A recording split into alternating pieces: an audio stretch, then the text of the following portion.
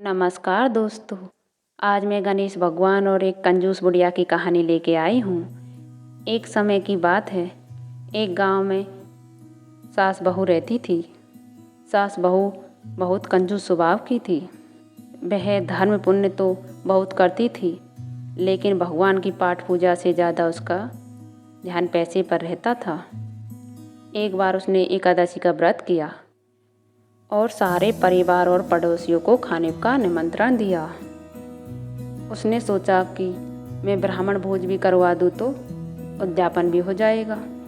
अगर कोई ब्राह्मण पेटू आ गया तो खाने का खर्चा बहुत हो जाएगा। उसने अपनी बहू से कहा, मुझे एक ब्राह्मण को भोजन कराना है।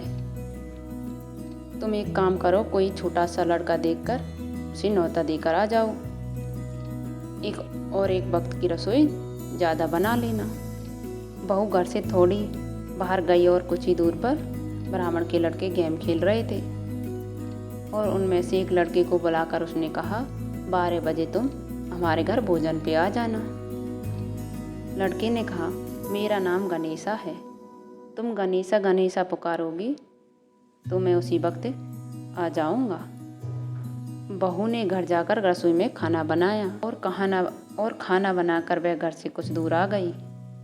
उसने ब्राह्मण बालकों को खोजा, लेकिन उसे कोई नहीं दिखाई दिया। फिर बहू को बालक का कहा याद आ गया और उसने गणेशा गणेशा पुकारा तो बालक उसके सामने आ गया। बहू उसे घर लेकर आ गई और उससे कहा, ब्राह्मण देवता तुम हाथ मुँह धो लो। और उसने सुंदर थाली में भोजन सजाकर बालक के सामने रख दिया। सास छोटे से ब्राह्मण देवता को देखकर बहुत खुश हो रही थी। साथ ही मन में सोच रही थी कि बहुत ही कम खर्च में ब्राह्मण भोज हो जाएगा। और उस बालक ने पूरा भोजन समाप्त कर दिया और भोजन लाने को कहा। धीरे धीरे वह बालक घर और पूरे मेहमानों का भोजन चट कर गया। सास बहू को मन ही मन कोस रही थी कि कैसे बालक को न्योता देकर आई है, अब क्या किया जा सकता है। भोजन करने के बाद बालक ने चांदी का सिक्का मांगा। यह बात सुनकर बहू का बुरा हाल हो गया। उसके पास चांदी का सिक्का नहीं था। यह सोच कर दिया कि ब्राह्मण भोज का पुण्य नहीं मिलेगा। बहू ने ब्राह्मण बालक के पांव पूजे और उसे सिक्का देकर विदा कर दिया। जैसे ही बालक विदा हुआ, सास बहू घर के भीतर देखा तो घर में हीरे मोती चमक रहे थे।